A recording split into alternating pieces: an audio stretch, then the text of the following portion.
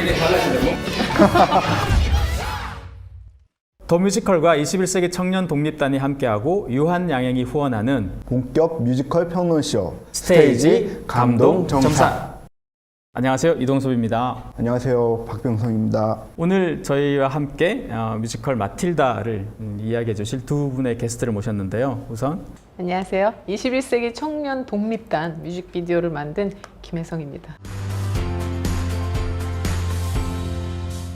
오늘 각오를 한마디 해주시죠. 오늘이요, 친한 PD님, 국장님, 또 너무 처음 만나뵙지만 작가님들 만나뵈서 되게 들뜨는 마음으로 아침에 나왔고요.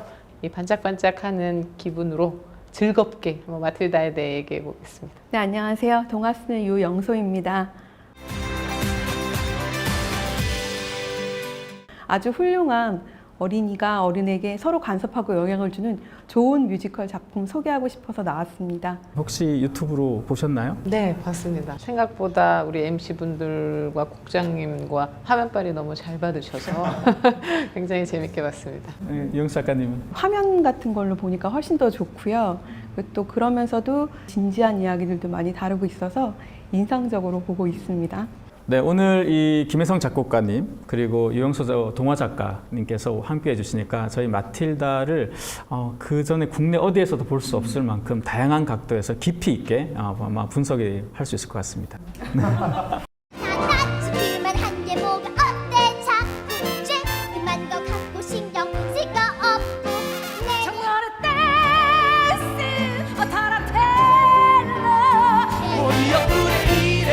확률 기가 막힌 거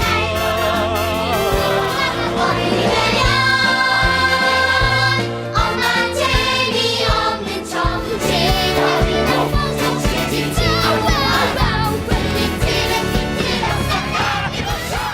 지난 2011년 영국 웨스트엔드에서 초연된 이 마틸다는 이번 한국 공연이 여러 가지로 의미가 있다고 들었는데 어떤가요? 우리나라 공연이 아시아에서는 필리핀 다음으로 두 번째로 하는 공연인데 우리나라에서는 또 그 비영어권으로 처음일 뿐만 아니라 극단 신시의 30주년 기념작이기도 했죠. 근데 이 작품이 영국에서는 어떤 정도의 반응이 있었나요?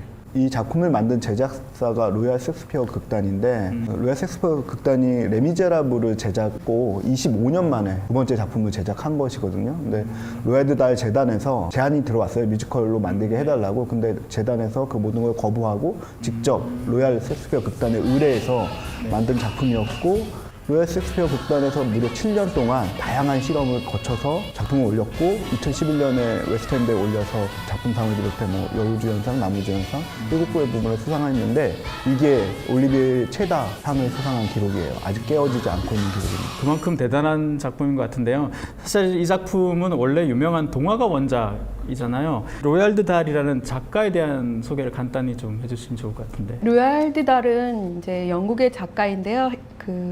해리포터 이전에는 가장 베스트셀러한 작가라고 알려져 있어요. 아마 제일 많이 알려진 작품은 영화로 먼저 만났을 것 같은데 찰리와 초콜릿 공장. Invite you to enter a whole new world. 마틸다도 영화화 됐었고요. 최근에는 마이 리틀 자이언트라는 애니메이션으로 많이 알려져 있을 겁니다. 이 로얄드 다hl을 이 동화 작가라고 하는데 가장 큰 특징은 뭔가요? 어른보다 어린이한테 전폭적인 지지를 받았던 작가예요.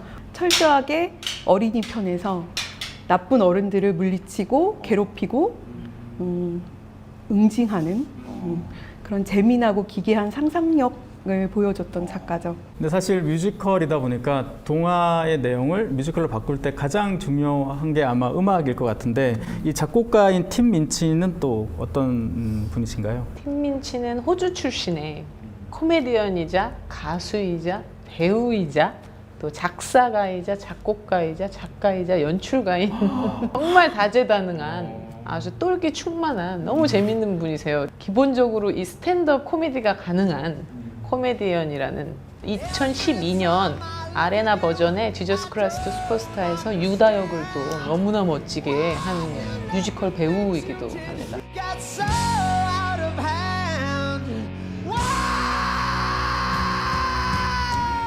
근데 어떤가요? 음악의 전체적인 특징은? 마틸다의 성격, 이 캐릭터에 맞는 팀민치의 이 재기발랄한 이 재밌는 가사와 여기에 어울리는 멜로디. 저는 흠잡을 데 없이 좋았으나 2014년에 토니 어워즈에서 킹키부츠가 대상과 함께 음악상을 타는 바람에 마틸다는 음악상을 타지 못했죠. 네, 그렇지만 각색상은 받았어요. 그만큼 아마 동화와 뮤지컬이 약간 좀 차이가 클 것 같은데요. 그 얘기는 이따가 다시 한번 나눠보도록 하고요. 본격적으로 관객 리뷰를 통해서 감동을 나눠보도록 하겠습니다. 가을 단풍님이 보내주신 리뷰인데요. 마틸다, 꽤 유명한 원작 동화를 바탕으로 한 뮤지컬이기에 궁금한 마음에 냉큼 관람했습니다. 너무 아동들에게만 초점을 맞춘 곡이 아닐까 걱정을 하기도 했지만 모두 기우였습니다. 동심을 자극하는 아름다운 음악과 매끄러운 이야기 전개가 매력적이었습니다. 거기에 절도 있는 앙상블이 노래와 연기, 원작 그 이상의 매끄러운 번역까지. 마틸다 꼭 놓치지 말고 보시기를 강추합니다. 이 로열드 달의 원작 혹시 읽어보셨나요? 그걸 한다 그래서 보러 가기 전에 읽었습니다. 어떤가요? 마틸다라는 캐릭터가 또 재밌었지만 일단 동화임에도 되게 못되게 나오는 부모가 나와서 그를 응징하는 이야기가 조금 신선했어요. 그래서 작가님한테 좀 여쭤보고 싶었던 게 이렇게 부모님을 막 공격하는 동화가 맞나요? 우선은 모든 어린이들은 부모를 벌주고 싶어하는 마음이 있죠. 왜냐하면 태어나자마자 가장 많은 보호와 케어를 받고는 있지만 그만큼 이제 억압을 당하고 있기 때문에 모든 아이의 심리에는 내가 부모한테 벌 받은 것처럼 부모도 벌 주고 싶어 라는 심리가 있어요. 여러 가지 비유를 통해서 이렇게 드러나는 이야기들도 있고요. 그래서 보통 이제 계모가 등장한다거나 네, 그런기도 하는데 사실 이야기 속의 계모는 대부분 진짜의 엄마를 상징하고 있는 경우가 더 많다고 봐요. 이 엄마는 정말 좋은 엄마지만 나한테 화내거나 나를 통제하려고 할 때는 이 엄마는 나쁜 엄마야. 그런데 그거를 같이 받아들이는 통일성은 아주 부족하니까 이제 그런 면에서 조금 분리하고 싶다라는 면들이 있는 것 같아요. 마틸다를 쓴 로얄드 달은 특히 이제 그 아주 아이의 가까이에서 아이를 정말 보호해야 될 사람들이 얼마나 아이한테 나쁠 수 있는가를 보여주려고 했었던 게 아닐까 싶어요. 혹시 작곡가님도 읽어보셨나요? 굉장히 재밌었어요. 캐릭터들이 어떻게 보면 되게 극적이고 현실에서 저런 사람은 없어 말이 안 돼라고 생각할 수도 있지만 저는 또 가장 말이 안 되는 게 현실이라고 생각하거든요. 그렇기 때문에 보면서 저는 말이 안 돼가 아니라 저 모습이 내 모습일 수도 있고 뭐 저 교장의 모습도 나는 있고 로얄드 달 너무 좋아하거든요. 제가 생각하는 세상에서 가장 뻥을 잘 치는 사람이에요. 근데 그 뻥이 정말 뻥처럼 느껴지는 게 아니라 너무너무 믿게 돼요. 그래서 그 소설에서 말도 안 되는 방법을 나도 한번 해볼까? 정말 이 정도로 리얼하게 뻥을 잘 치는 작가? 그 뻥이 또 되게 자기 인생에 많이 담겨 있어요.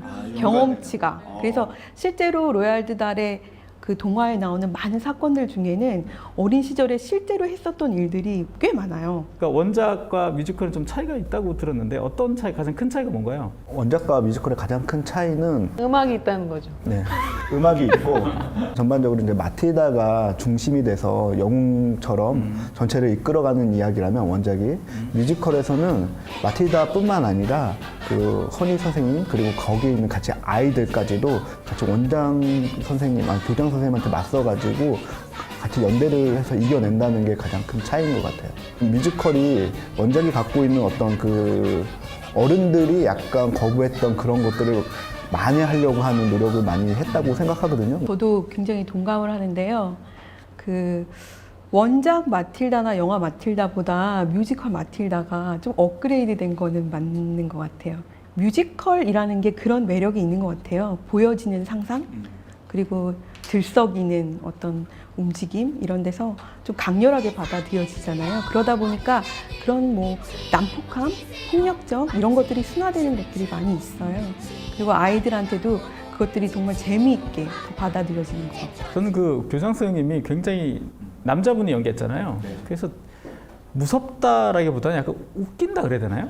좀 재밌다 그래야 되나? 약간 그래서 기괴하고 공포스러운 게 약간 유머가 붙으니까 무서운데 약간 웃겨서 약간 재밌는? 트렌치브 교장 선생님이 정말 그 작품에서 되게 강력한 캐릭터인데 근데 정작 등장하는 씬은 5씬밖에 안 된대요.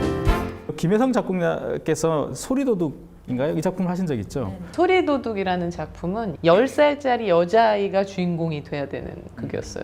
이제 그 친구들을 이제 춤, 노래, 연기를 이제 가르치면서 너무 많은 거를 느끼고 너무 아역들의 세계에 대해서 빠졌던 것 같아요. 어린이들이 주인공인 작품이 브로드웨이에 비해서 사실 한국에 많지 않았던 것 같거든요. 근데 최근에 좀 많이 보이는 것 같은데 최근에는 또 이제 최근 많이 경영이 우리 아역 배우들의 실력이 굉장히 출중하고 전체적으로 이제 작품에 대한 분위기도 긍정적이 되고 그러다 보니까 아역 배우들을 출연시키는 예들이 되게 많은 것 같아요. 근데 아역 배우가 나오는 이 작품들의 이제 뭐 매력이라 그럴까요? 원래 그런 말 있잖아요. 3B라 그래서 미녀와 동물과 아이가 나오면 사람들이 약간 무방비가 된다. 이 작곡가가 곡을 쓸 때 이 아이들의 특화된 노래를 만들고 그 음역대를 생각하고 뭐 이렇게 만드나요? 특정 아이를 생각한다기보다 거기에 맞는 아이를 뽑아야 되는 거죠. 아이들은 정말 도화지 같은 것 같아요. 스펀지 같아서 그날 그 당일날 디렉션이 막 바뀌어도 다 그걸 스펀지처럼 바뀌더라고요.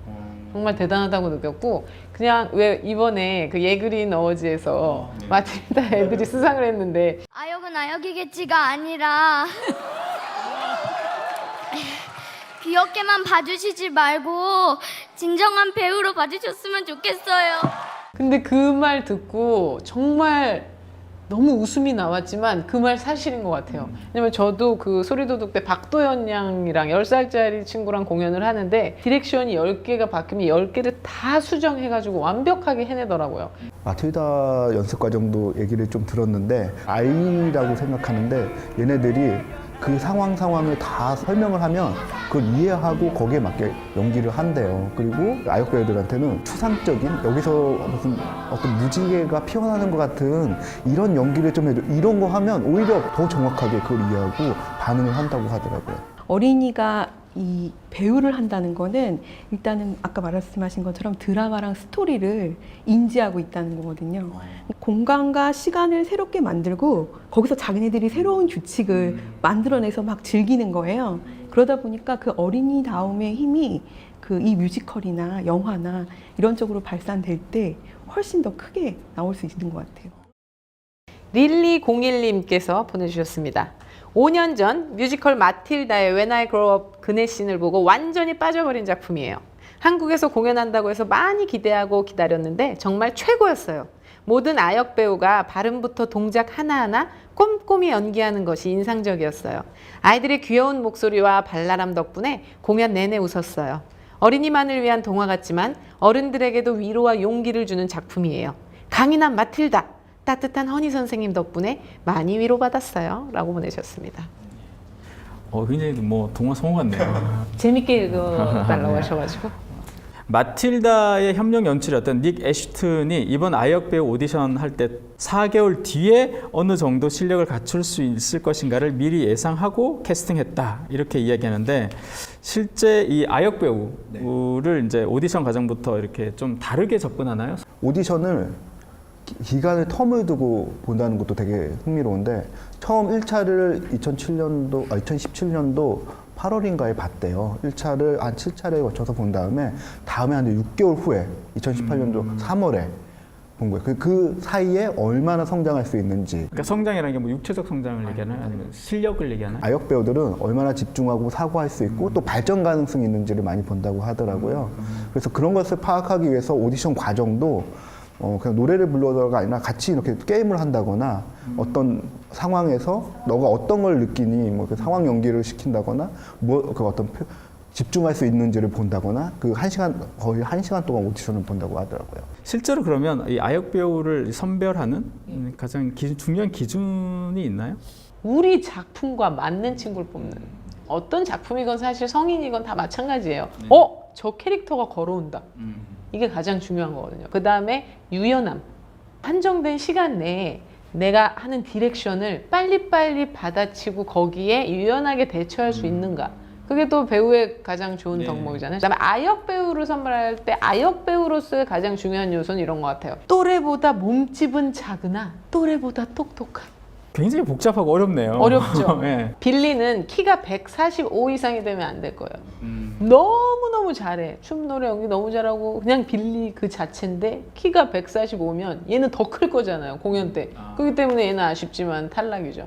아역들의 처우라던가 이 법, 여기 아역들에 대한 제도 이런 것들이 우리나라와 브로드웨이가 참 많이 차이가 있는 것 같고 외국에서는 뭐 Children Wrangler라고 해서 극장에서 이제 아이들을 담당해주는 분도 계시고요.